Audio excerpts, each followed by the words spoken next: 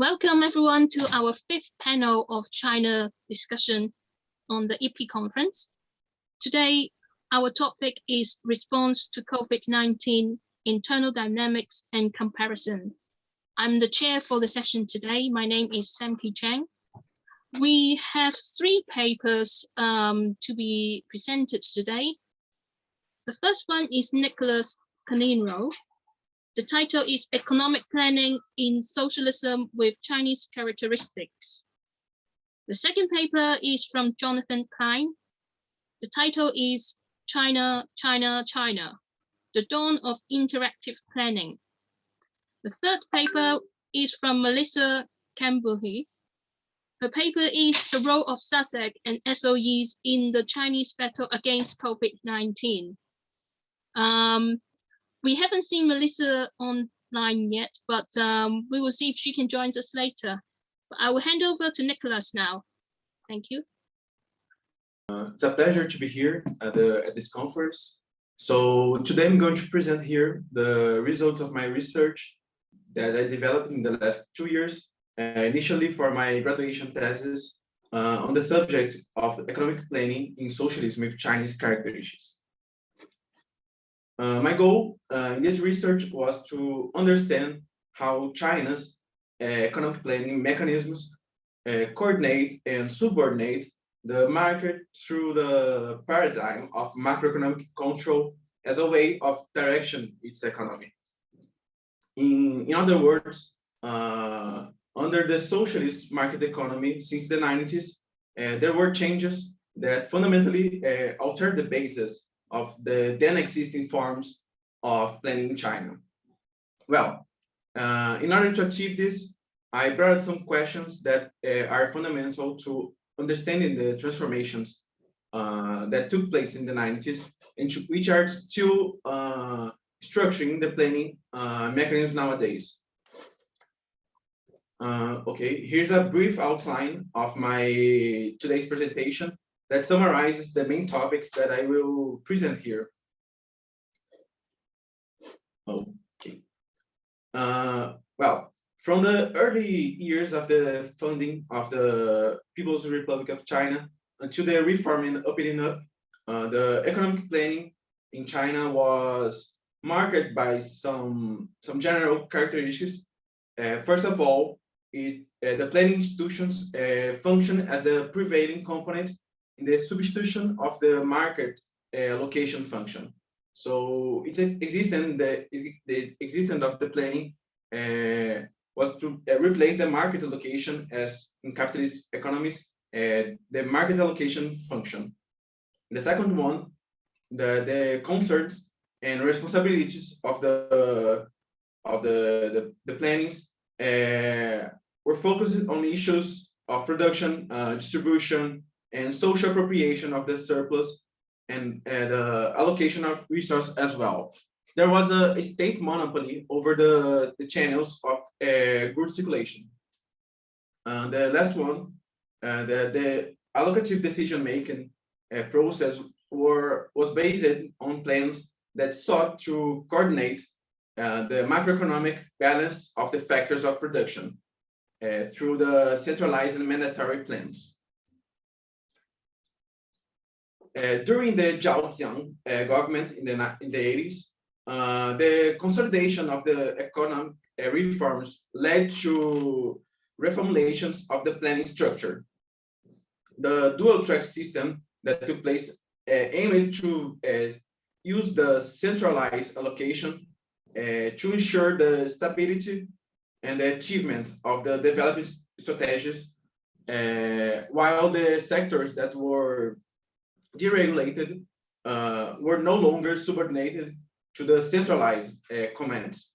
So in that case, the market forces operated to interconnect the sphere of circulation of goods.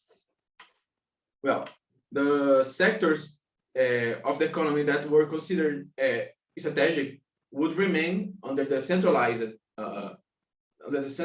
imperative plannings, as the other ones that were deregulated were no longer submitted to these plans. There are some authors that point to this time as a period when the indicative planning was used in China, as they tried to guide those sectors that were reformed. Okay, in the 1992, during the National Congress of the CCP, the then General Secretary of the CCP and as well the President of China, Jiang Zemin, stated that the building of a socialist market economy was the central purpose of the economic reforms. Thereafter, a reorientation and reorganization of the economic planning structure in China took place over following years till nowadays. So the State Planning Commission took charge of remodeling the mechanisms of the planned economy, now based on the market, and no longer as its equivalent or substitute. So from these changes onwards, economic planning became part of the whole set of measures of the macro control system, along with other economic policies as well and macroeconomic regulation, ensuring a comprehensive coordination of the Chinese economy. From the perspective of the macro control system, from the perspective of the macro control system in the socialist market economy, the government and the market should reinforce each other, as a former one would guarantee the resolution of the market imbalances that existed. At this stage, at the socialist market economy stage, the direct interference in macroeconomic decisions disappeared as a matter of controlling the market economy. So the former director of the policy research of the CCP, the Jiang Xinli, pointed out that the dual functions of the government are to execute macro level regulation and market regulation that would provide an external coordination to the economy. The whole reform process, as he said, consists of the government transforming its function into a coordinator of the economy, and the market would enhance its role in the allocation of resources. With the elaboration of this new form of macroeconomic control, the plans then became aligned with the microeconomic reforms that started to take place in the previous years to begin the reform and opening up. So instead of the imperative guidelines with the quantitative targets to be achieved, after the transformations in the 90s, as Hillman and Melton says, the plans were adjusted to the new historical conditions. It would be up to the planning, bodies, the planning agencies, to outline these macroeconomic goals. So planning became the fundamental basis of the development process, which regulates and shapes as well the pattern of the orientation of macro control, and also of the structural reforms that are intended to occur. The core of state planning was preserved in three dimensions, as Hillman and Melton said as well. First of all, the coordination of strategic policies that guide the state policies through a long-term and intersectoral perspective. Second, on the resource mobilization, that would gather and mobilization limited resources in order to achieve objects identified as necessary and strategic for economic and social as well as sustainability. We have seen more clearly of this in the incentives for the production of the essential goods in response to COVID-19 last year. The third one, the last one, is about the macroeconomic control that would manage the level and the growth in the main economic and social indicators to drive to the achievement of development goals that plans would task, as well as preventing cyclical fluctuation and containing the effects of the external shocks.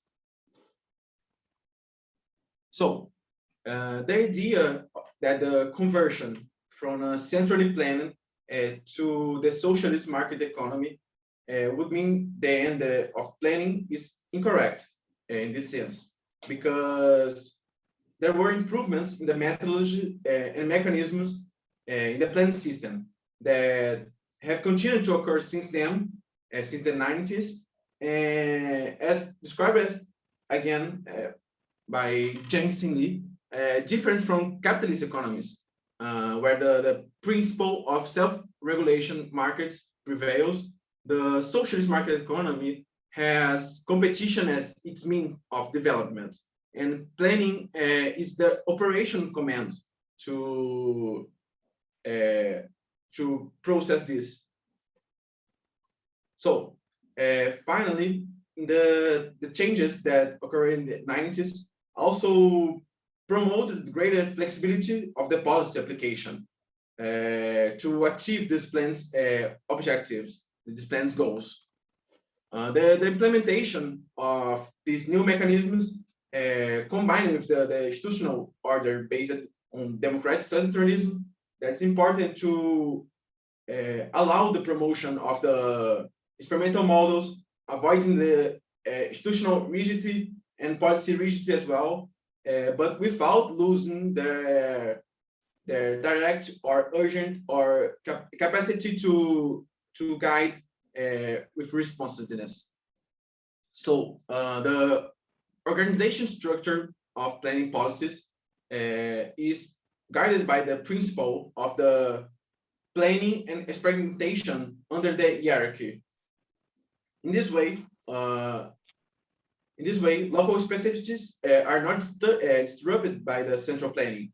Therefore, the national planning that took place in Beijing has in this flexibility the instruments to correct or optimize the planning process, whereas the regional planners look positively to this as possibilities for implementing specific policies. In addition, the successful innovations in certain areas can be expanded or suggested as general policies as well.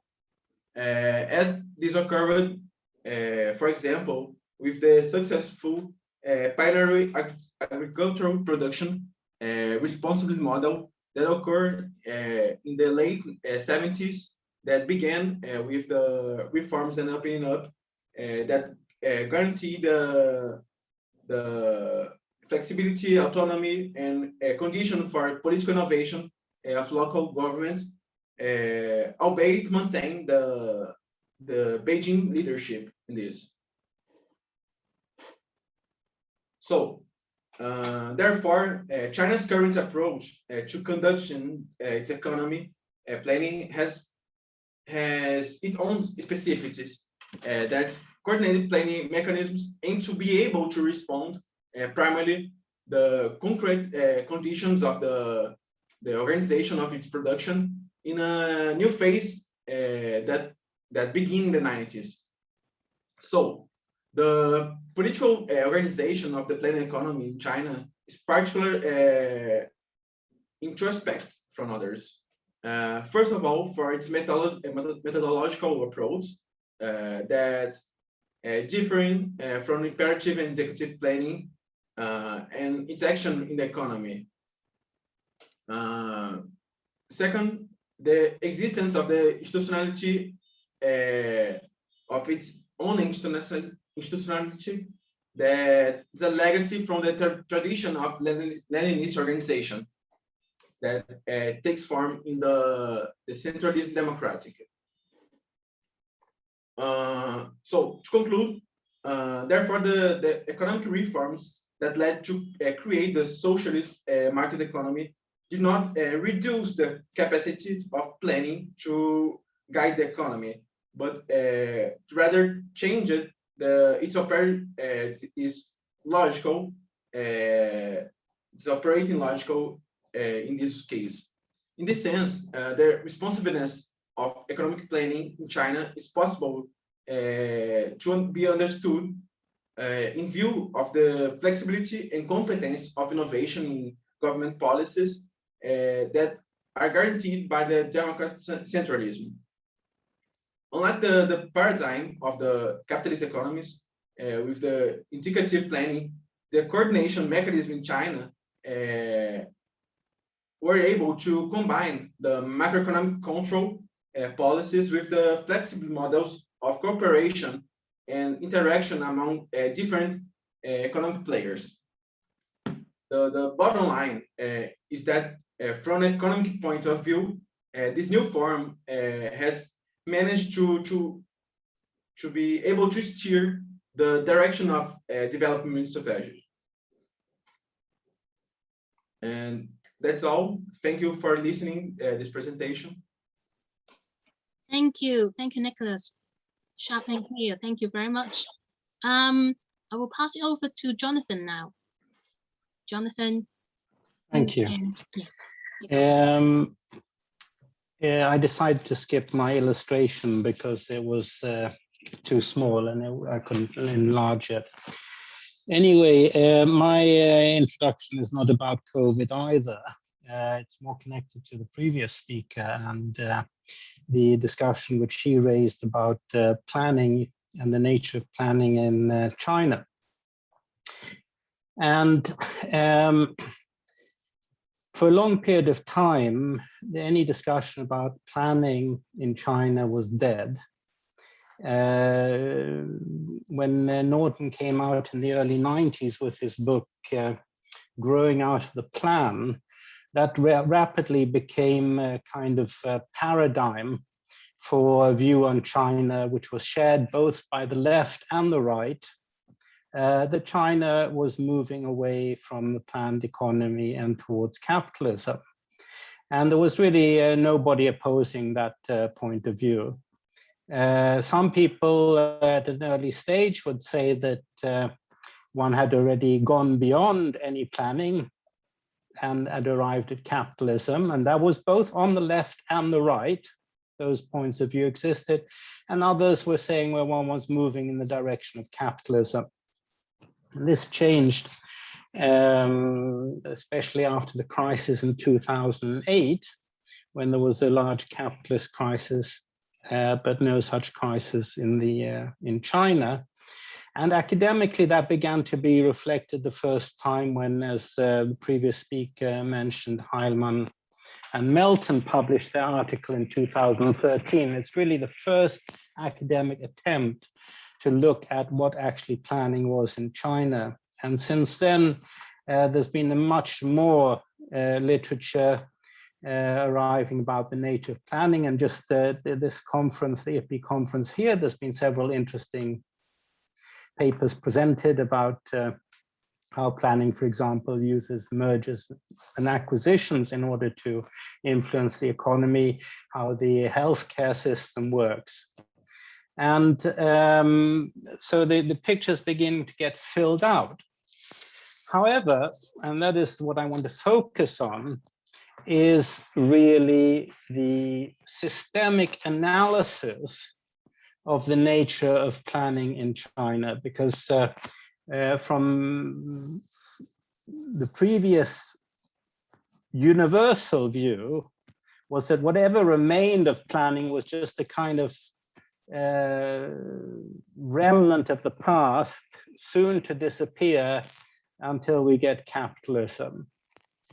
On the other hand, now we've had over a period of the last couple of years development of a kind of opposite point of view, but which is in some senses quite similar as presented by the previous speaker, which is that planning has really been there all along, and really planning is in control over everything in China. It controls the market, it coordinates, it cooperates with the market, and that is fine. And really, it's socialism with particular Chinese characteristics, that they have an element of market, but it's controlled by the plan. I think neither of these points of view really reflect the systemic, the actual character of the Chinese economy and how it functions, because it abstracts, both views abstract from fundamental contradictions in the economy. Whereas the one was the kind of, the rusting old planning system disappearing, the capitalism developing positively and sweeping aside. Not so positive if you were left there, so capitalism developing and exploiting people extremely badly. And then that was a kind of monolithic view, and now we're getting a kind of monolithic view of really planning controlling the market too. The fundamental contradiction, which is the decisive thing to understand if you want to understand the nature of Chinese planning, is to understand that it's based upon a contradiction, a conflict between the planned state-owned sector of the economy and the private market sector of the economy. One of them is controlled by the planning principle, and the other is controlled by the labor theory of value. So we have two regulators in the Chinese economy. That's the fundamental thing to understand. And they are in conflict with each other fundamentally. But sorry, they also have Jonathan, sorry, just hold on 1 second. I got message from one of the attendees saying that the signal was quite poor. I don't know if other people had the same problem. Can you hear Jonathan clearly? Oh, sorry, let me. Well, not always. I mean, in the last 5 minutes, very often the voice became difficult to understand. Right. Okay, can you hear me better now? Yes. Yes. Oh, sorry. Okay. We'll just turn off our video so to save the bandwidth. Yeah. Well, I think the problem was actually I had my microphone on my neck because all right, okay. Yes. rather than in front of me. So I hope it'll get better now. Sorry, Jonathan. Yes, please continue. Okay. So the plan sector and the 5-year plan are the dominant parts of the economy. If we wouldn't have that, we wouldn't have the particular dynamic which is developing of growth and innovation in China. Instead, we would have capitalist crisis like in other places. But it is the dominant sector. And the state can steer the economy in general terms through a number of mechanisms. Central to its steering of the plan, apart from actually writing the plan, but how to get it implemented, is its control of investment. Through controlling the banking system, through controlling the disposal of controlling how the state-owned enterprises invest, because it controls the ownership of them, so it can control how the investment goes. That's the key part of planning in China today, which the state uses. And it uses also the party-cadre nexus in order to push the investment in the right direction, which means that it's not profit steered necessarily all the time. It can make investments which are long-term and go against the market for periods of time. That is how the state sector steers. Now, on the side of the positive cooperation between the sectors, this means that the private sector becomes rather different to how the private sector functions in the West, because it takes its lead from the state sector. in the West, the large companies have to lay down enormous resources for what they call strategic management. They have this huge company, they have to try and steer it in the right direction, and they have to develop an analysis of how society, how the economy is going to develop, and they have to try and influence how that's developed by influencing politically.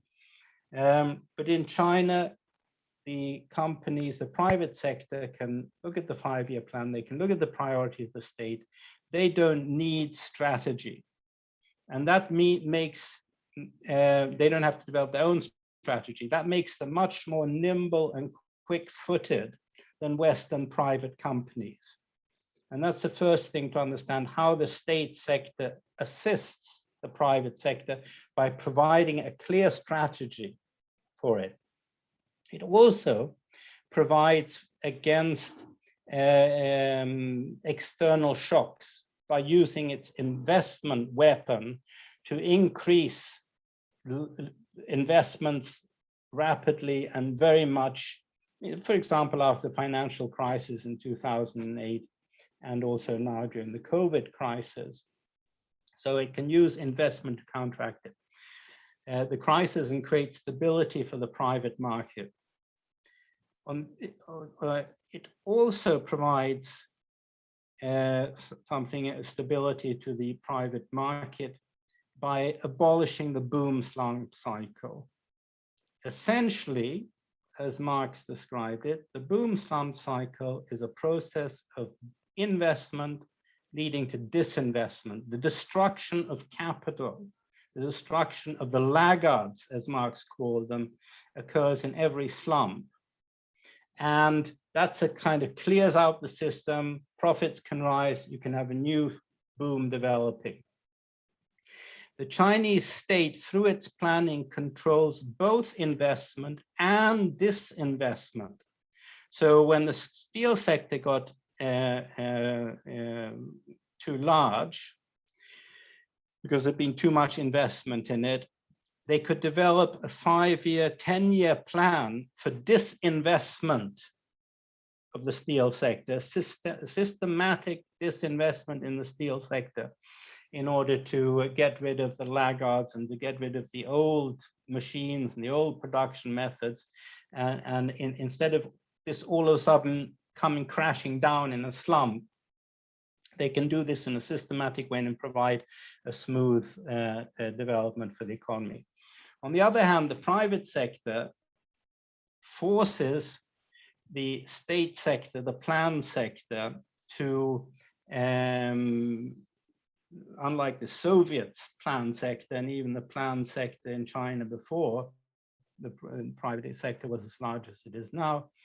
For example, in the Soviet Union, one of the major problems of the economy was they didn't close anything down. So you got a factory, so they bought the Ford factory in the 1930s, directly from Ford, a complete factory. They put it down in the Soviet Union. And then for the next 50, 60 years, all they did was extend it until it had 100,000, 200,000 people employed in the same place. But basically the core was still the old production thing. And that represents the kind of bureaucratic stranglehold of the economy as the managers and the regional party secretary and all the rest of it wanted to maintain their power over that situation. And therefore they just wanted more and more resources to build it out instead of clearing things out and starting new. And the private sector forces that upon the state sector in China to become efficient. And also the state sector has to compete in the market. Whereas the state sector in countries where the private sector is dominant is not allowed to compete with the private sector. So in Austria, for example, which was the country, the capitalist country with the highest proportion of state industry, actually had a law forbidding the state sector from competing with the private sector. But the state sector has to compete, and that's how it reasserts its dominance time and time again, by mobilizing resources and by being able to compete with it, with the private sector, and when necessary in some industries, like now in the tech industries, where the state sector didn't exist before, it's now going in a little bit controlled in a more direct manner. But built into this, which appears as a kind of Bucharinite, pleasant corporatation, each helping each other, the two sectors, there is a life and death struggle between the two sectors. And if one doesn't understand that, one's not going to understand much about how the Chinese economy really works. The private sector is constantly striving to achieve dominance within the economy, and the state sector has to constantly strive to maintain its dominance in the state sector. And this is the dynamic of growth and innovation. This is the system which explains how China develops. It's not this idea, oh, because of the market, everything is fine. That's how China's developed. Or it's not because, oh, well, despite the market existing, the capitalists aren't really that important, and really the state controls them and decides everything and all the rest of it. That doesn't explain the Chinese economy. It is the unity and the conflict of the two sectors in a situation where the state sector, the planned sector, is the dominant sector that explains the growth and innovative nature of the Chinese economy. So I'll leave it at that. Thanks. Thank you, Jonathan. That was really good. Thank you. And I just wanted to ask one more time, is Melissa here? Melissa, if you're here, please let me know. Right, okay, I think Melissa won't be able to join us today then. So this leaves us plenty of time to discuss a very important subject. Thank you very much. Anyone who wants to ask a question, you can raise your hand now. I think I will go first.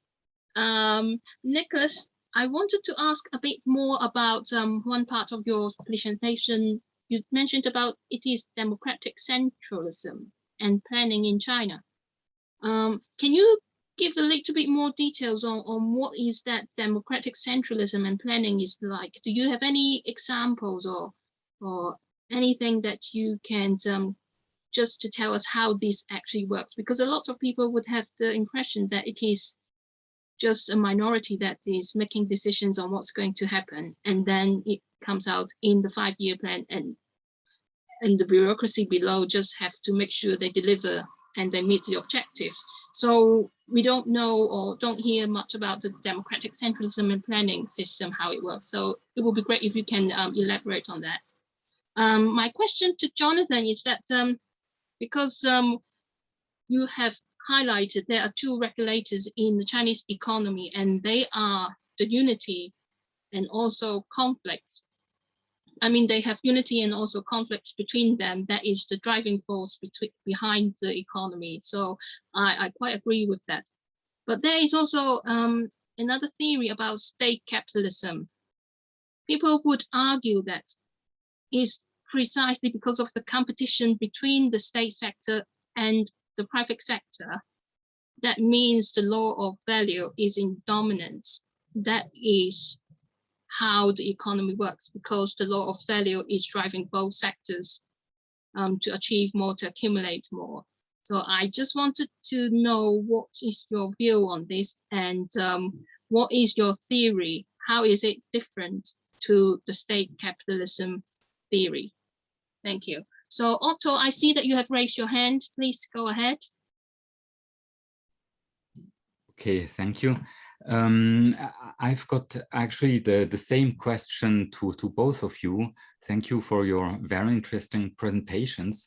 So my question is related to central planning or not central planning. I mean, very often when I read about the Chinese economy and all this planning mechanism, I always get this impression that people tend to conceptualize it as being planning which is top down, like it's planned at the top and then the other levels just implement it or obey. Actually, I come from a mixed academic and economic backgrounds, but I worked mainly in small and middle-sized enterprises, actually even very small enterprises. And that's what I focused on in my field research in China. And what I found extremely interesting is that, well, there is this planning which goes from top down, but then there is a huge number of initiatives, often very creative, at all kinds of levels. And so more or less, it's as if the civil servants or officials were actually planning at every single level. And this is something I really find extraordinary, because I mean, it's so easy to understand that at the top in Beijing, there are some ministers and experts, and so working together and then building up a plan. But then understanding how this can work, that you have got this creativity and planning at all these different levels, often in contradiction with each other, and that in the end, you come up with a system which is extremely efficient. That's really what I find so fascinating in China. But then in academic literature, I don't find any explanation of how it works. And so that would be basically my question to both of you. Thank you. Okay, I think we will address these questions now first then. Nikolas, do you want to go first? Yeah, I can go. Yeah, thank you. First of all, thanks for the interesting questions. I think that both questions have link between them. First of all, the Sankin Chen question that what's democratic centralism? I agree with you that there's a topic that's not as so investigation in Western literature, and important thing to think about how the planning occurs, how the planning works in China. Using the centralism the democratic centralism as a form, as a layout to work, and this can respond to Otto's question as well. The democratic centralism is in the Constitution of China as a form of organization that it's a tradition of Leninist parties, and in the case of the institutional organization of China, it can dialectical response between the grassroots level and the central level, or between the pairs levels as well.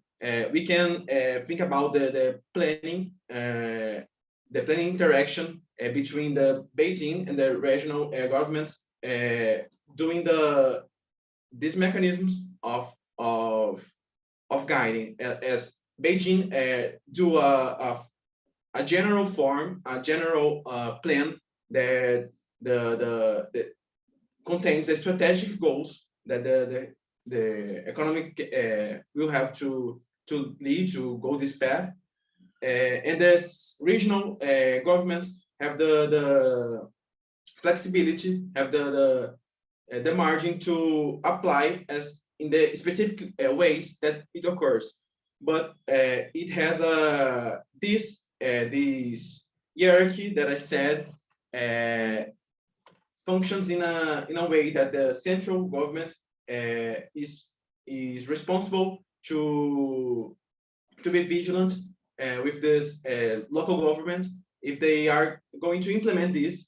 But local government has the liberty as well to apply innovative ways, talking about academic, talking with academic, talking with the central government, talking with other regional governments, and the planning after the socialist market economy has another type of planning that didn't occur before. in Chinese, the name of planning before the reforms was Tihua, and after this was Guihua. The Guihua name gives a type of planning by regulation, as Jihua is like a calculus metric planning. So in the name of the planning, since the 90s, it has difference in the implementation of this planning. So every level has the possibility to be creative, the possibility to apply to the material conditions that it has in the specific conditions that they have in front of them. So I think that the centralism democratic that gives a vertical structure that the central guides every level of government, but not only government, but as Jonathan said, the enterprises as well, the academic research agenda as well. They gave this vertical sense, the vertical path to many actors to build their agenda based on this, but it has the liberty to debate, to deliberate in the local sense as well. It has the flexibility to the autonomy to do this all. And I think that's the secret, the institutional secret that the China's economic planning is different between other plannings. This methodological approach differing from imperative planning and indicative planning as well, based on its institutionality that's based on centralism, democratic centralism. Thank you, Nikolas. Jonathan?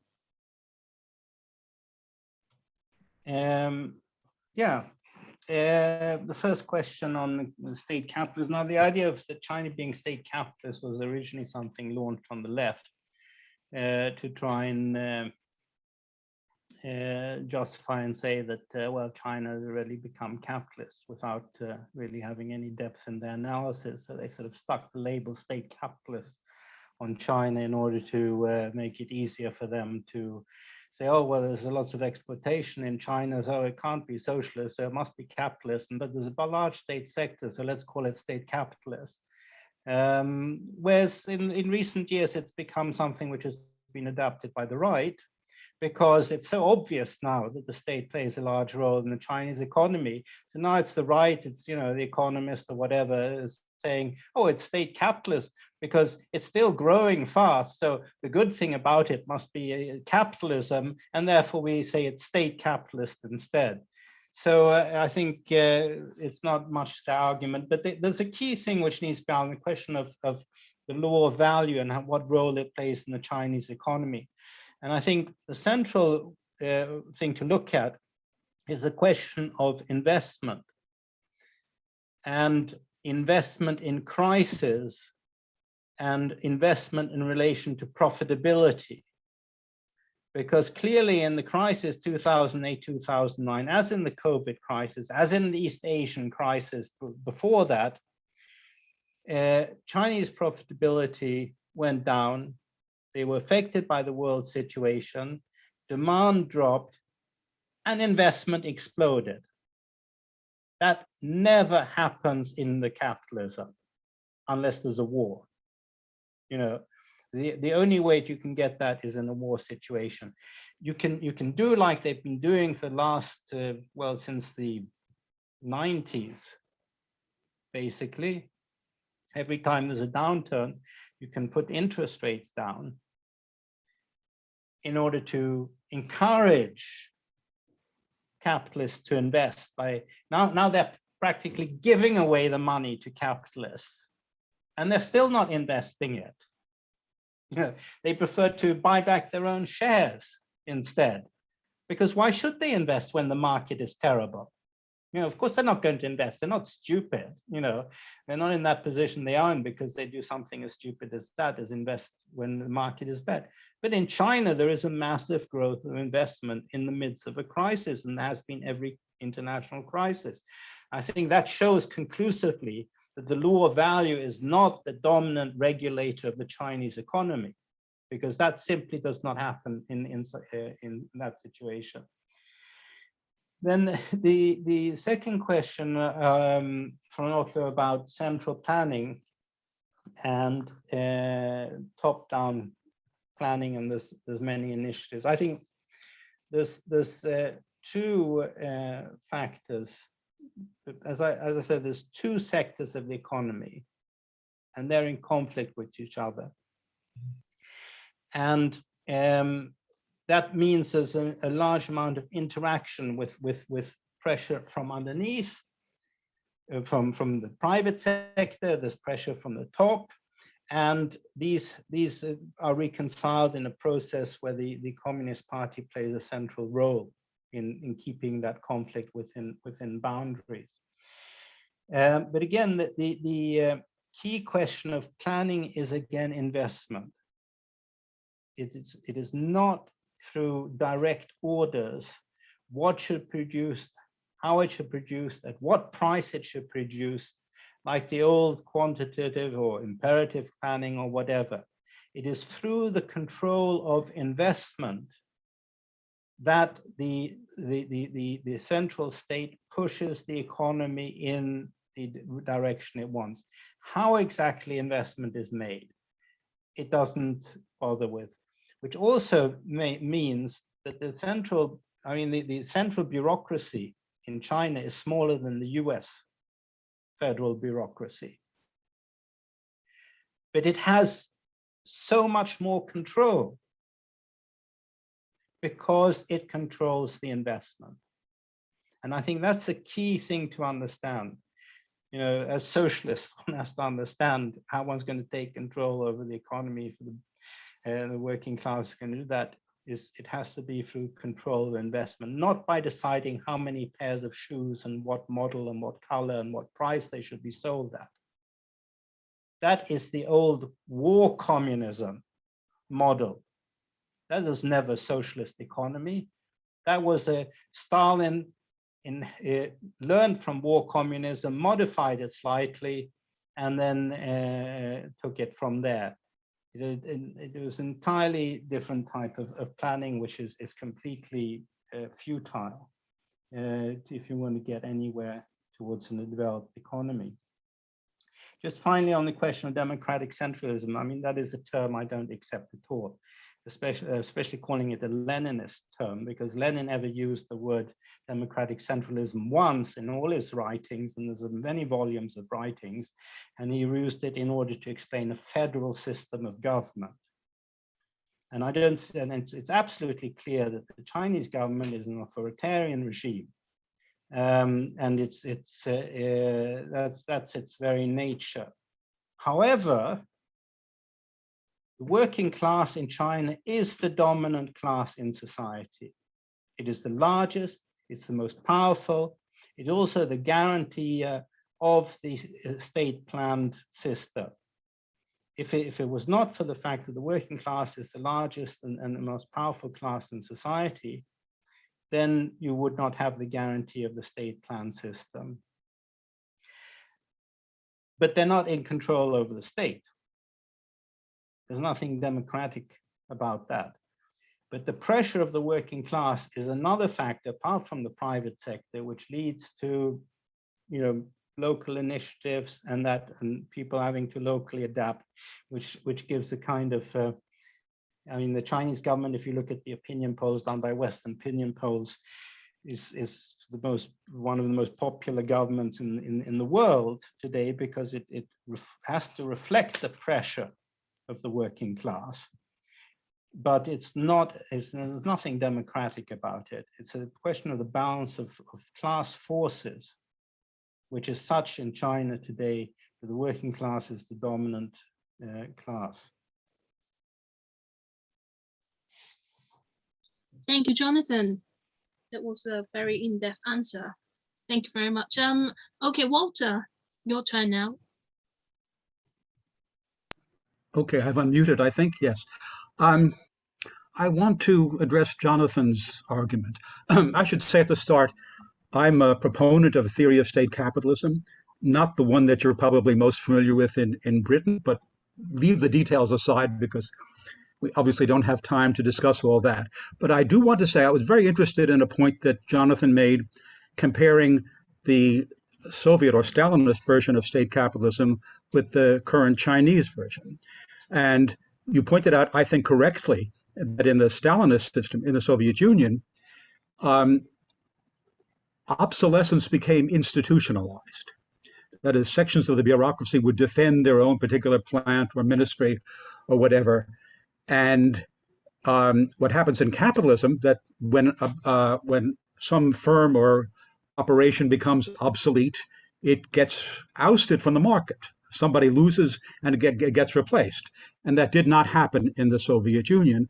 And I think that was a key reason for the ultimate collapse of the Soviet system. Now, you point out in China that's not happening. And I find that's a very interesting point because of the central planning being different from the Soviet method of central planning. And you argue that that's the key reason for the remarkable expansion of the Chinese economy. My first impression is that you're right. That certainly sounds like it is a major component of the expansion of the Chinese economy. But I think we also have to point out that an equally, if not more important point, is the fact that the Chinese working class is subject to a very high degree of super exploitation. And the Chinese growth, in effect, essentially the brilliance of Deng Xiaoping's initiation of the reforms was to open up China, or open up China to imperialist exploitation by turning a good part of the hundreds of millions of peasants into new proletarians and making them exploitable, not just by imperialists, but also by Chinese capitalists. And that's the basis for the expansion, for the remarkable expansion of the Chinese economy. And it's the exploitation of so many workers that I think drives the Chinese economy. And it's driven by the law of value. The super exploitation means that workers, or many of them, are not paid enough to reproduce their own labor power, which is essence of the law of value when applied to the labor capital relations. And so therefore they have to depend on resources from their peasant family and so forth. But it's the exploitation and the super exploitation of Chinese workers that has enabled China to grow and made it so welcome to imperialists all over the world, and especially the US, Europe, and Japan, coming into China and drawing profits there. So I would say, yes, your point about Chinese planning overcoming the Soviet institutionalized obsolescence is interesting, but you also have to take into account the fact that the Chinese proletariat is so exploited to account for the remarkable growth of China. Thank you for your comment, Walter. Anyone else would like to comment or questions? Otto, yes, back to you, Otto. Okay, thank you. I would like to react to Jonathan's explanation about the essence of Chinese growth. I mean, I agree that to some extent, control over investment is important. But on the other hand, at the local level, for example, the competition between private and public generally doesn't exist. I mean, what I refer to at the very local level is very often some kind of specialization, like what you see when you travel through China and try to understand really the microeconomy there. the family businesses and so on, very often what you see, and this is maybe something really specific to China, is that at the level of sometimes a village or a district or so, you have got somebody who has got some kind of project of specializing their region into something, can be a specific kind of tourism or some specific products or so, and trying to build up some kind of dynamic with some positive interaction among various players. And then, I mean, often they get some support from above, like the prefecture or sometimes even the province. But actually, it's really some kind of conceptualization of some specialization of that village or a small region, which is in some cases supported by control over investment. Like there are many examples of small businesses which get some preferable terms on loans, or very often it's simply a guarantee by the local administration for a commercial bank loan, which then substantially drops the interest rate. But really there is this kind of very often planning of some kind of specialization of the region, which is going on pretty much at often every level. And simply what I find so fascinating is that, first of all, it's something which I think does not necessarily exist in other countries. And then what's really the question is, there have been many experiments with local administration or so having a say in the local economy, and generally, and they failed miserably.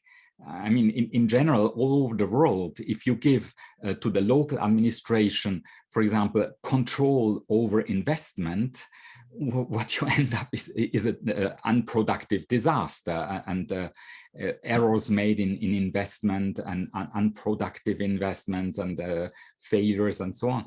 And that's precisely why I wonder, I mean, yeah, how does this work so well in China, and what are the mechanisms behind this, and so on. So that would be my question. Thank you, Otto. We got another one from Reed Jenkins. Thanks. Mine's a question really to Jonathan, and I'd like to see if we could explore a bit more this issue of the dynamic between the two sectors, and how far one can really talk about Chinese economy in what seems to me rather dualistic terms, given that both the state sector is quite heterogeneous and obviously the private sector as well. And I wonder how he's actually defining the two sectors. Huawei, for example, is that part of the private sector? Are some of the large mining companies, Chinese state-owned mining companies, really that different from private companies?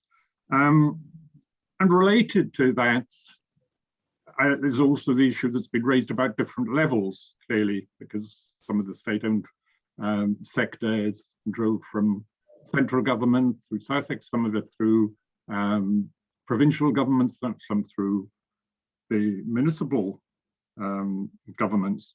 And really, when you're talking about competition between the state and the private sectors in China, are you really talking about conventional market competition, or are you thinking more of it in terms of ideological competition between the two sectors? What exactly is the idea of competition that's somehow driving the dynamic of the Chinese economy? Thank you. Thank you, Reed. Jonathan, are you ready to respond? Yeah. Okay. Okay. Well, this argument that imperialist exploitation and all the rest of it, I want to just give some figures here. Now, in 1993, foreign direct investment in China was 6.2% of all investment in China. By 2008, that had fallen to 3.7%. And by 2018, it was down to 1.5%. So the highest proportion of foreign direct investment was at a time where before the vast privatizations which occurred in the second part of the 90s. And since then, it's been falling continuously.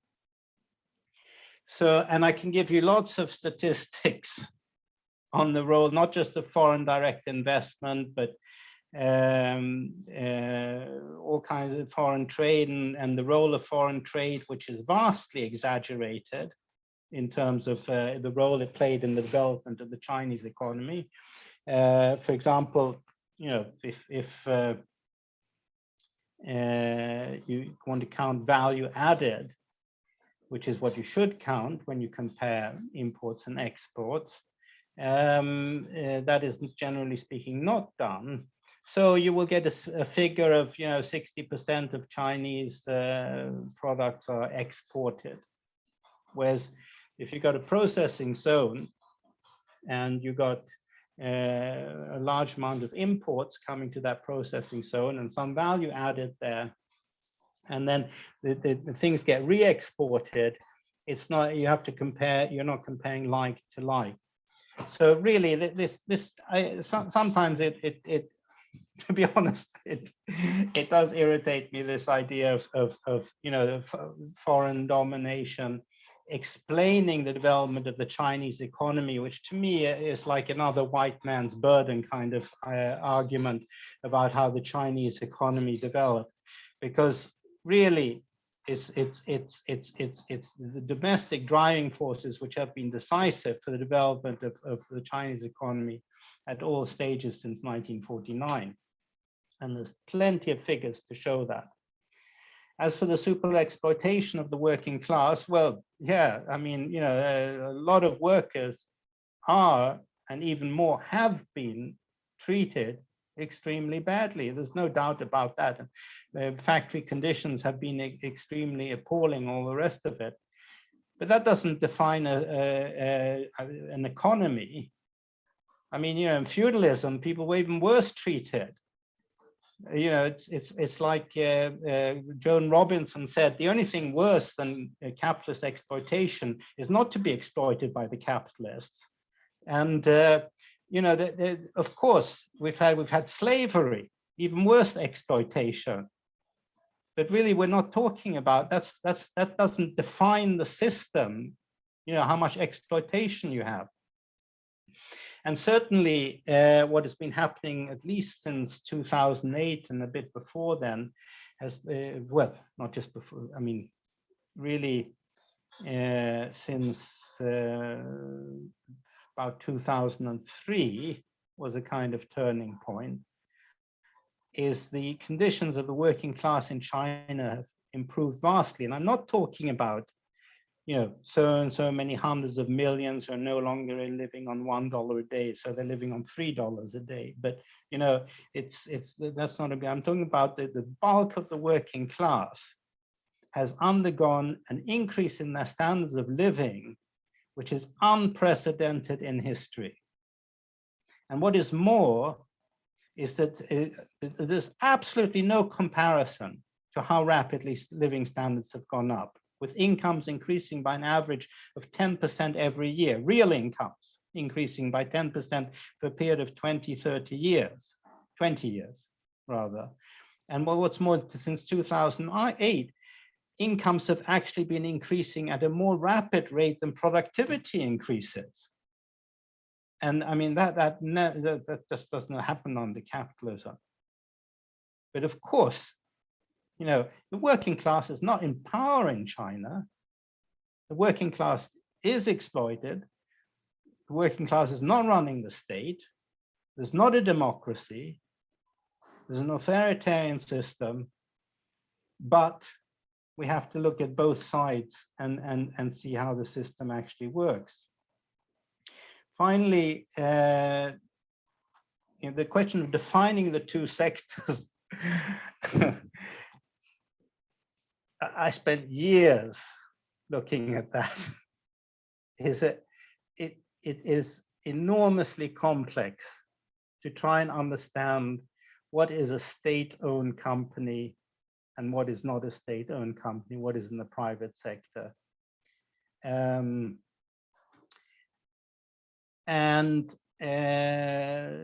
All kinds of estimates are made from, that the state sector is 30% to the state sector being 70% of the economy.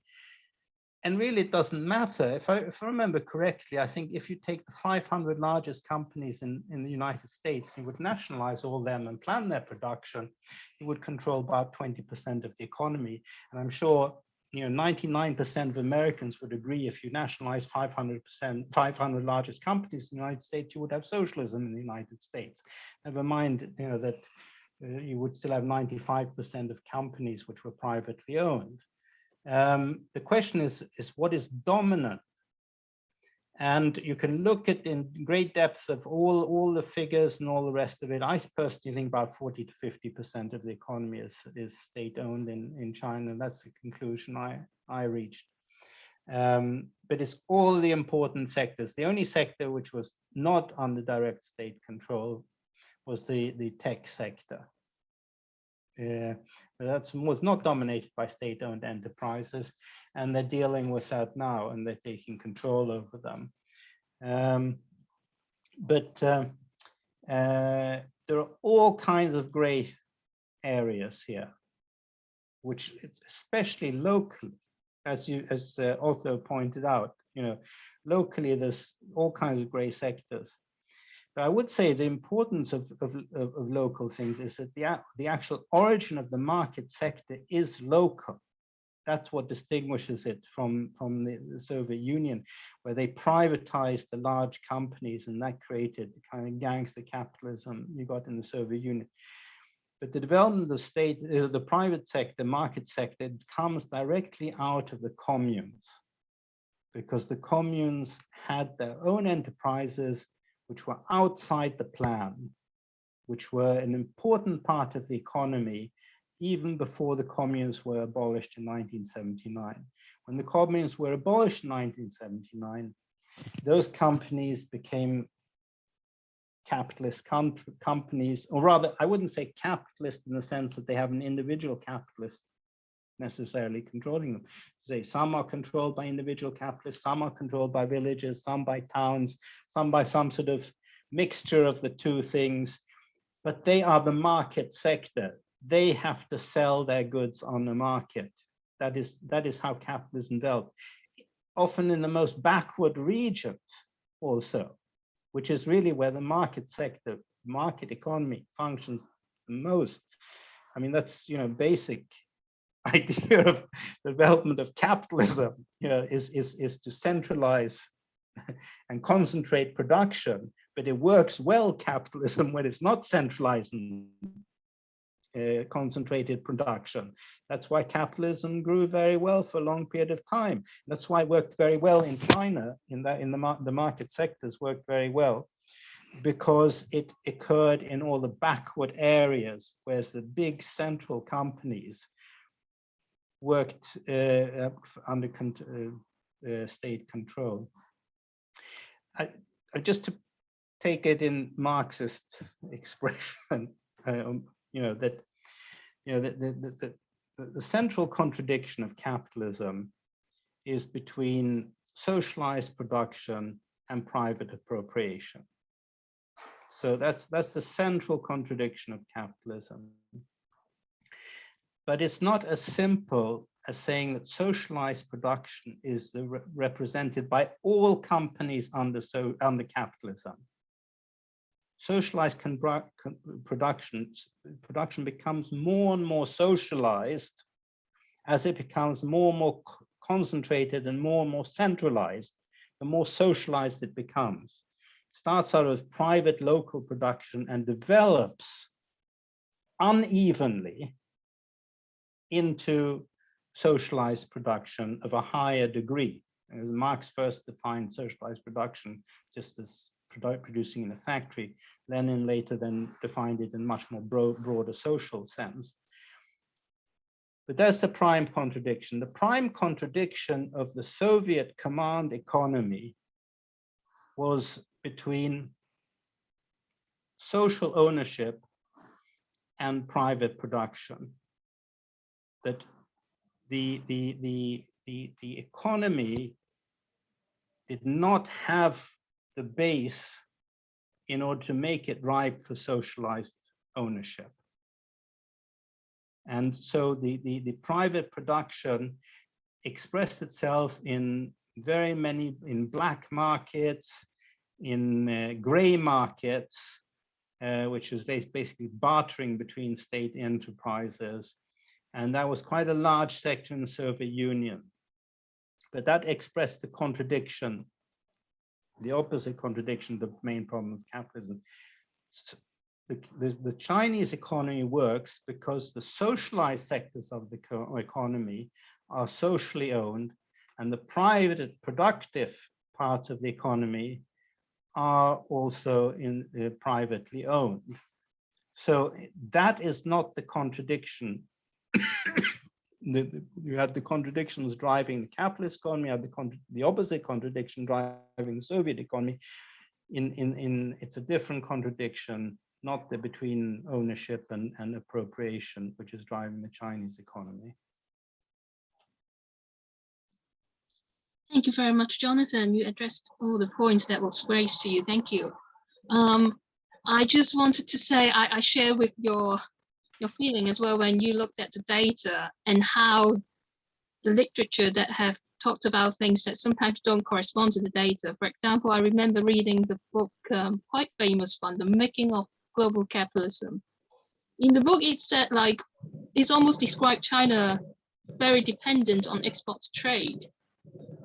And it's almost like export trade is the sole driver of the economy, of the growth of the economy. And then when I checked just checking the data, actually China's the GDP share, exports of goods and services share of GDP in China was only at the high point, maybe in 2006 or 2007, don't remember exactly. And then it has been declining since then. And when it compared to the other East Asian countries, the percentage has been always lower than the average of the East Asian economies. So that makes me think why people have to portray it like this. And like you said, the FDI, the contribution to Chinese economy, especially reflecting in the growth or in the investment in fixed assets, that is actually not a lot, and then is actually lasted only for a very short period as well. So that is another like driving force, a much stronger driving force for the Chinese economy to grow, other than export trade and FDI. But yeah, you don't really see this reflecting in a lot of the literature. So that really, I can share with you that it's almost like irritating sometimes. But I think it is good that we can talk about this here and just discuss these issues.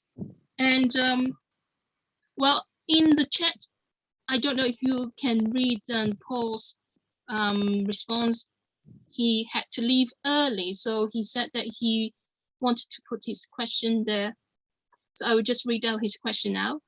I would like to have asked Jonathan why he seems to think the relationship between the state and private sector is stable. And if not, what is the direction forward? Sorry, he had to leave, so but he said it was an excellent discussion. I agreed totally as well. And maybe one more thing I wanted to add to that is, yes, Jonathan, you have described quite clearly the balance of forces in China and the pressure that these private sector they are under, which is almost unprecedented. You almost don't see this in the capitalist economies. So what is likely to happen to them then? Because they are not only subject to intense competition with transnational corporations, but they are also subject to the pressure that's imposed on them by the state, by the planning sector of the economy. So what is likely to happen. I don't know if you have any idea. You may all just like think about that. Walter, you want to come back?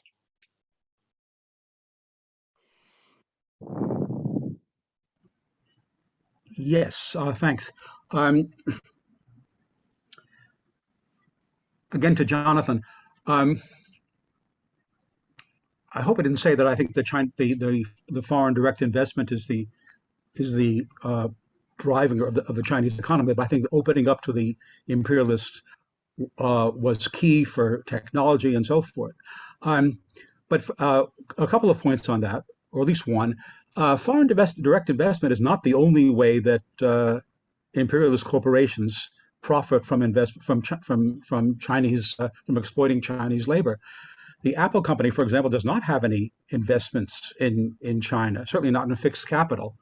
It operates through local firms or through Foxconn and sets contracts so that it extracts the giant share of the profits that are obtained through production for Apple in China, but it doesn't have direct investments. But I want to actually ask another subject, which is in Marxist terms, Jonathan says that the Chinese working class is not the ruling class of China, but it exerts pressure indirectly on the decisions made by the ruling class. But then, who is the ruling class? I'm curious what you say about that. Is it as you undoubtedly know, there are various theories about that.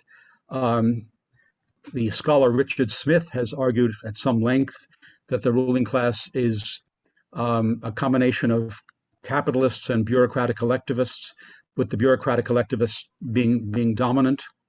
So he characterizes China as a bureaucratic collectivist state. That's the theory that goes back to the days of Max Shachtman, as you probably know from your history in Trotskyism. It's not a theory that I agree with, but it is one that is being put forward. And since you say that the working class is not the ruling class, the question does arise: what is the ruling class?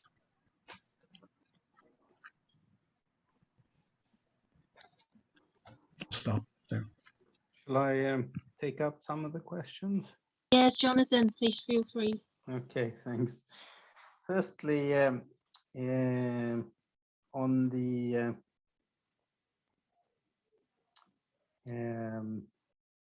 question of, I just realized I forgot to answer one of the earlier questions also about the competition. I'm sorry about that. Is the competition ideological or market? Well, it's both. I mean, ideology, the basis of the competition is in the market for who's going to control the economy. That is the whole basis.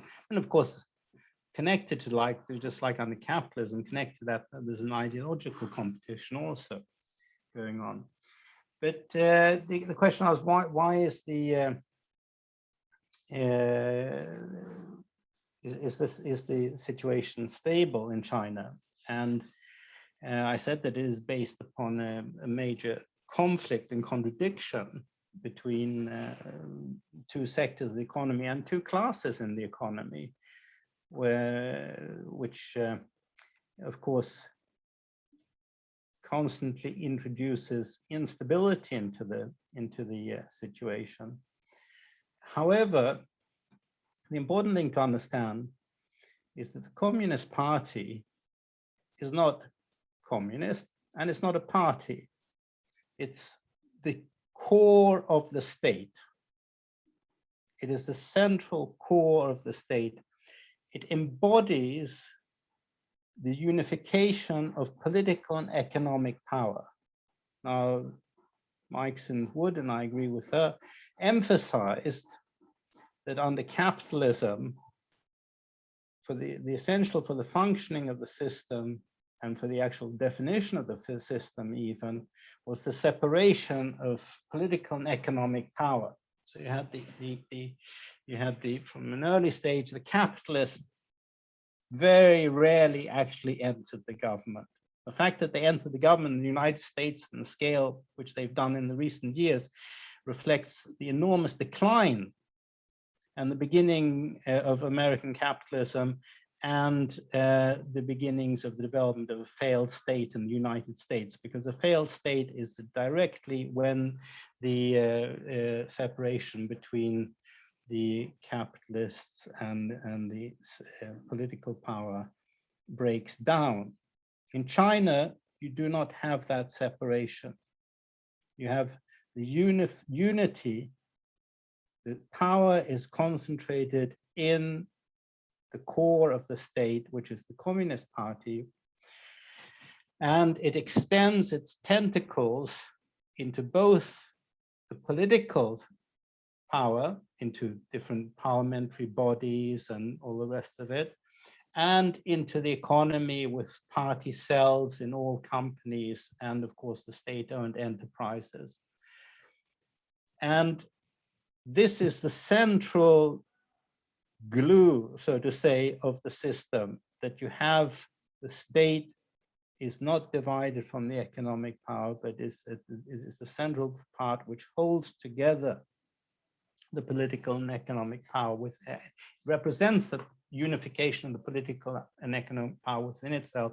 And therefore, this conflict between the two sectors can be kept within defined bounds. So the democratization of China is not going to happen by developing a multi-party system in which the Communist Party is replaced through a parliamentary election.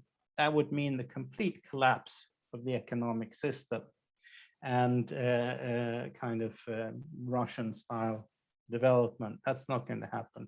Development of democracy is going to happen through process of democratization from below, which extends into the Communist Party itself, from the cells down below, becoming more representative and having a real say, and conflicts within the Communist Party and factions developing, and conflicts between those factions. Now, which way does it lean, this state? Well, the whole point is it's not, if we're talking about systemic things, it's not the will of the people at the top, which in the medium and long term is decisive. It's how the system works.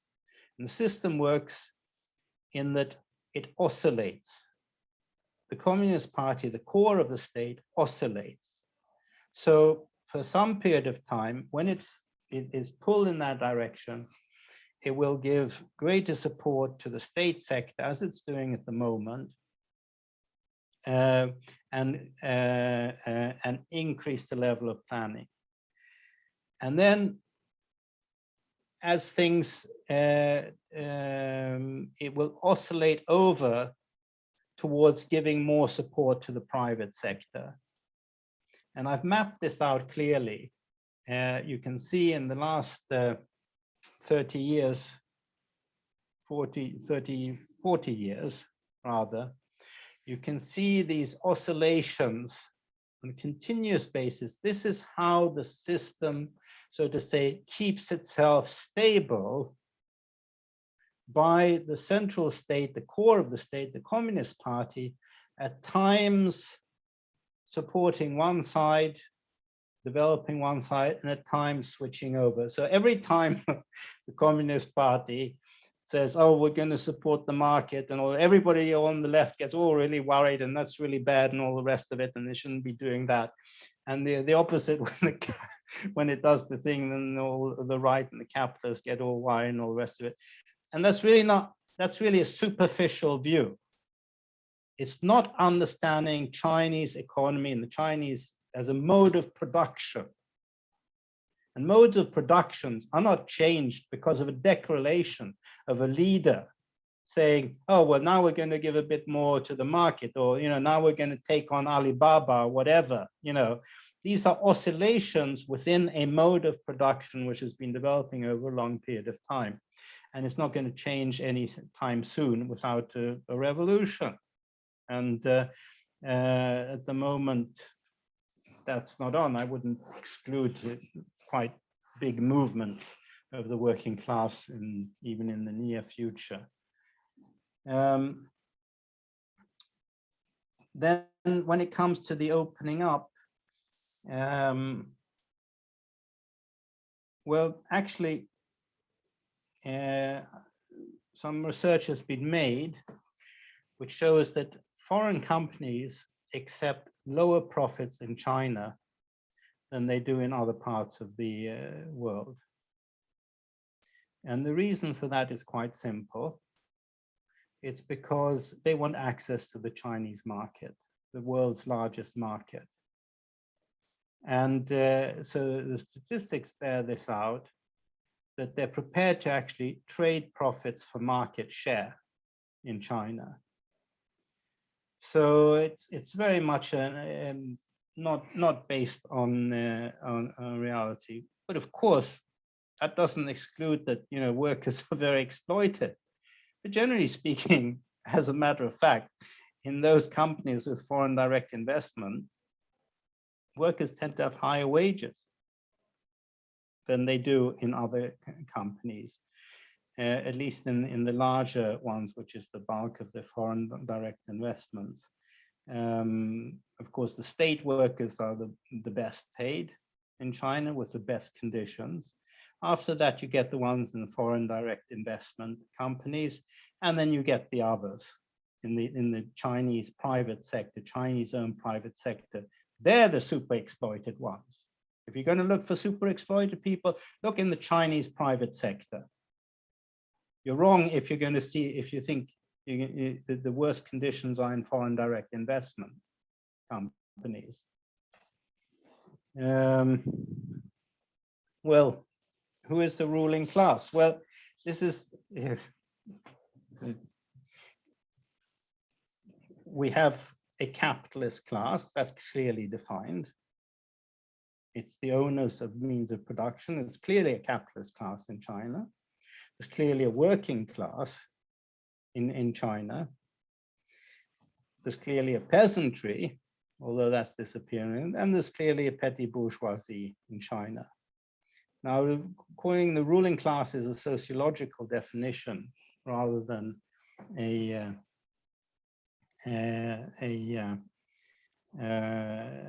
Marxist category in terms of the relation to the mode of production. And I would say that the dominant class in China is the working class without it ruling. And instead you have the Communist Party, which is the core of the state apparatus. Those are the real rulers.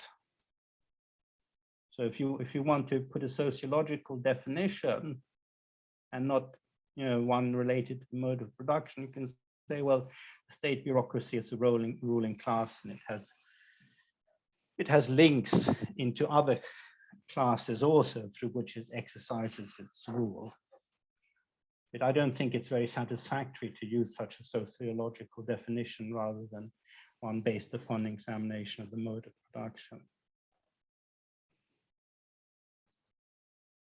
Thank you, Jonathan. Just to follow on that, the ruling class, if there's a ruling class in China, the bureaucracy, I think that's what you meant. Do they have their own class interest, or their class interests are actually linked to the different classes in the society? Maybe they take side of the working class, or some may take side of the capitalist. Is it like that? Or they have I wouldn't call them a class, because when I use the concept class, I use it in terms of not sociologically, in terms of relation to ownership of property, of the means of production rather, not of property. So I wouldn't call them a ruling class. I would call them a ruling elite, maybe, or a ruling bureaucracy, and they certainly have for their own interests. I mean, you know, of course they have their own interests. Every one of these guys have got, and a few women have got their own interests, trying to defend their positions. But they are working within a system, and in a very particular system, which means defending their own interests means they also have to defend themselves against the dominant class, which is the working class. But they're also trying to enrich themselves. And to get their share of the corruption which is going on. So yes and no. They have their own interests. Yes, everybody wants a simple answer to that question. It's not going to get much of an understanding of how things work. And it's the same in capitalism. If you look at social, I lived in Sweden for 40 years, and Sweden was the most egalitarian capitalist country in the world, certainly much more egalitarian than China is today.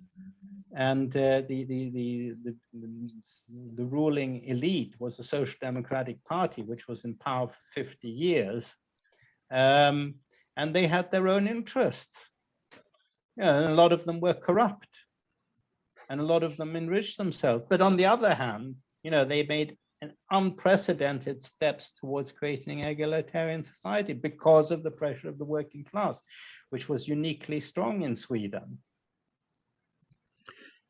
If I can go back to the question of the ruling class, Jonathan, I don't think it's just a sociological question, but in Marxist terms, it's which class extracts the surplus from the producing classes, or under capitalism, which class extracts the surplus value.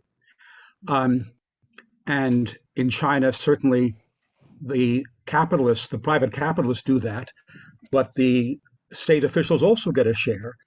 And of course, the state officials are very much intertwined with the private capitalist class. Many of the leading Communist Party members are billionaires, or their families are.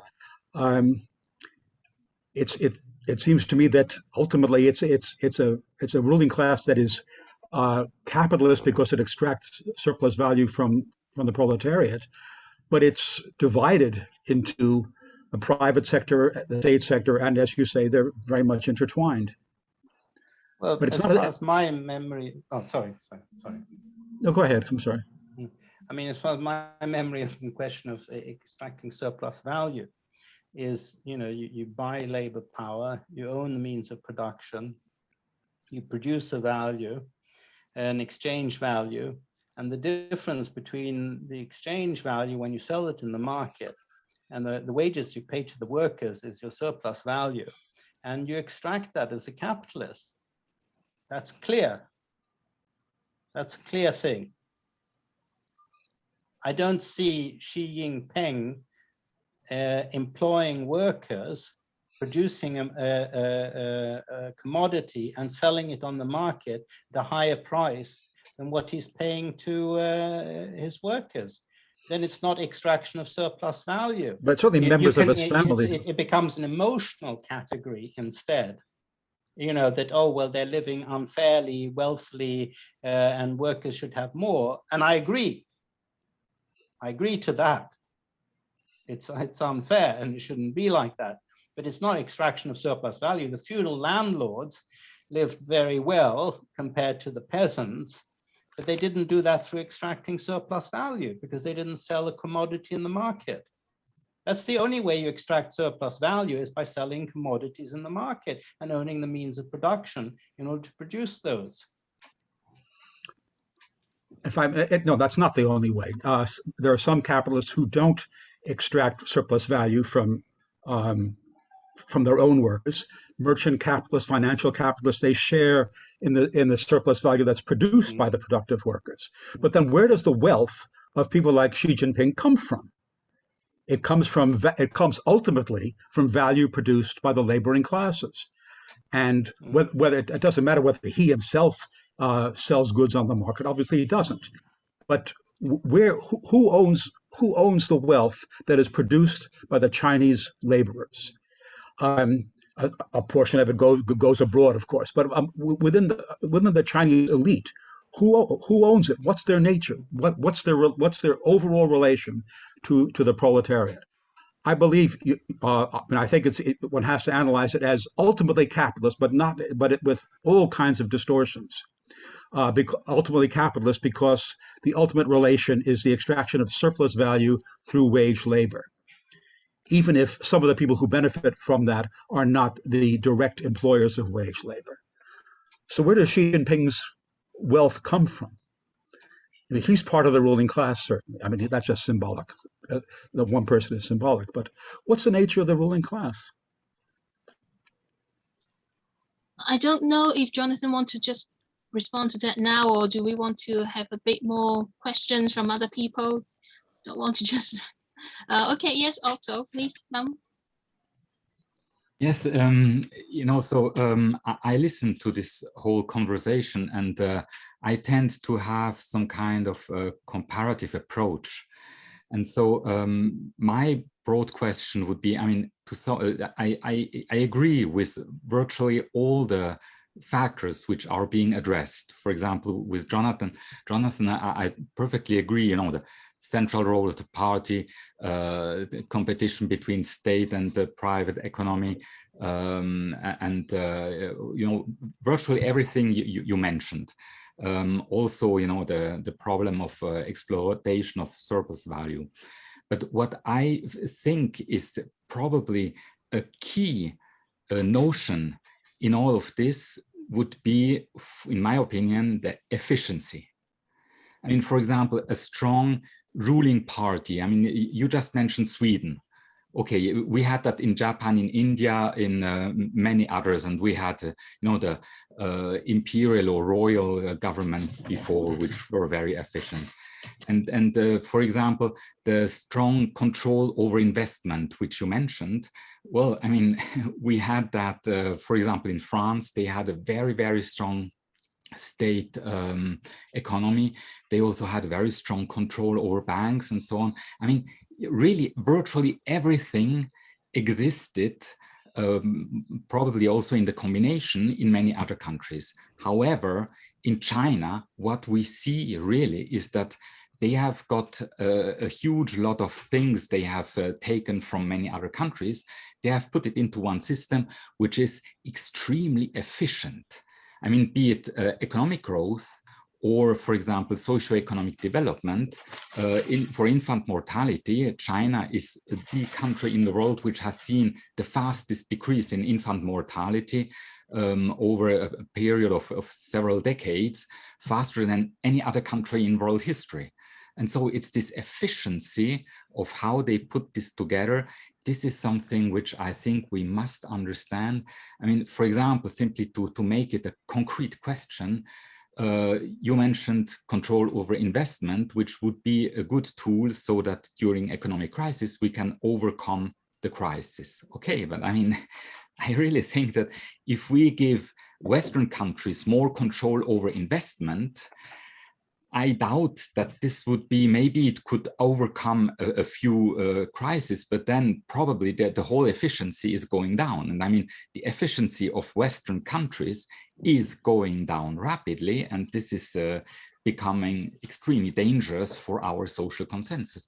So really this question of efficiency of the whole system, this is for me a key question, and I would really love to have the opinion of everybody here. Would take 1 hour probably. Thank you, Otto. Thank you. Before I go back to Jonathan, just wonder if anyone else wants to comment on anything before we coming to the end of the session.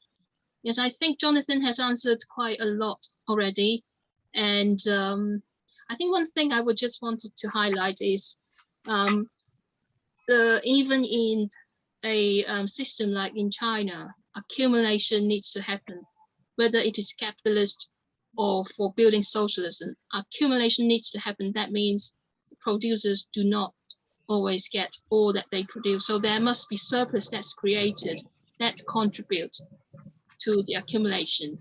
So yes, that is what I wanted to comment. So Nikolas, yes, you wanted to say something, and then I will then go back to Jonathan, then we will close this. Yeah, I was hearing this debate and getting notes. It was an interesting debate, but I would like to make a few brief comments. First, on the question of planning and the law of value, something that should be evident is that when we talk about the difference between planning in China and other socialist experiences, there is a difference between the forms of planning, which is part of the reading of the political economy that emerged in China in the 70s. With the modernizations that took place in China, unlike what used to exist before it, the possibility of mediating the law of value through the market was created then. Only then did the forms of planning that have come into existence in China become possible. So it's not a choice made by Stalin and the Soviet Union or by Deng Xiaoping individually. The form of planning that exists in China today did not arise prior to the market forces, but as a response to the reintroduction of the law of value in economic mediation. About the mode of production we are talking about right now, it's also important to note that socialism is not a mode of production itself. Lenin already stresses that socialist relations of production can only develop after the seizure of the power, and that they coexist for a long period with the bourgeois forms of relations, economic relations. When they are extinguished, then after this point, can create the possibility of advancing to the communist mode of production. So the existence nowadays of these capitalist elements that we are debating this existence of this does not by themselves account for the character of the system in China. There are other things that we have to debate besides that. The question becomes, therefore, how power relations are concretized in China. For example, despite the growth of these companies, of this sector of capital, China still has the tools to constrain and direct its own way, guaranteeing the political leadership of the party and the capacity to direction its economy based on this.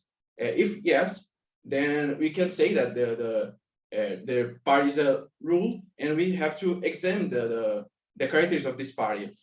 About the Otto question he mentioned before, from the institutional point of view, the Heyman and Melton's article, The Reinvents of Development Plan in China, shows that some of these innovations that have been implemented in this century have added some forms of evaluation of the local governments and the local party cadres as well, to evaluate whether the plans are being carried out, if they are successful. They created some forms of targets, such as the binding targets and the indicative targets. The later one, the indicative targets, is a direct form of evaluation within the party of the success of the performance of local planners and governors at the provincial or even prefecture or township and village levels. This way, the central plans provide provide a margin for innovation by these planners, who are benefit from the promotions in this case of success. Heyman Melton also attribute this form of evaluation as a mechanism that optimizes the execution of plans at the local levels. Of course, from this point of view, as you said, there are possibilities for specialization that are diverse. The 5-year plans are not the only kind of plans that exist. There are also the macro regional plans that discuss the more specific plan from the Northeast or the South China, and the special plans as well that discuss about industrial policies, and in addition to directive plans that talks about the land in China. Sorry, thank you. Jonathan, just very briefly, you want to respond to any 1 minute? Maybe? I just want to make one final point about the exportability of the Chinese model. I think that one thing is clear, is the Chinese Revolution made the peasantry the dominant class in society, not the working class. The working class was insignificant, had no role in the revolution whatsoever, played no role after that either. It was the peasantry which became the dominant class in society. That is why the unique nature of the communes the way they were established, and the amount of power which was vested in the communes, and the possibility of developing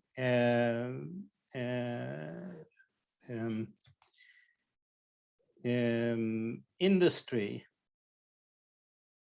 having rural industrialization within the confines of the communes, which then became the basis for a capitalist market at a later stage.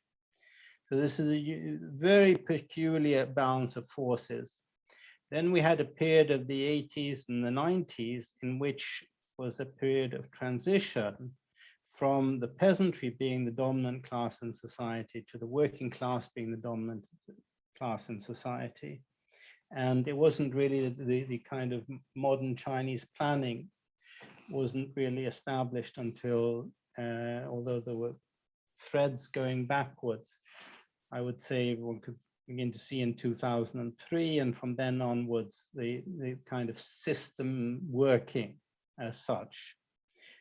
Before that, it was a kind of ad hoc mixture in this period of transition from the peasantry being the dominant class, the working class becoming the dominant class. So this very peculiar development of the class balance of forces in China means that the system is colored by this development, and it's not reproducible in other countries. What I think one can take with one from this experience is that the nature of planning need not be this quantitative imperative planning to be planning, but control over investment. But I think that's not going to be possible in capitalist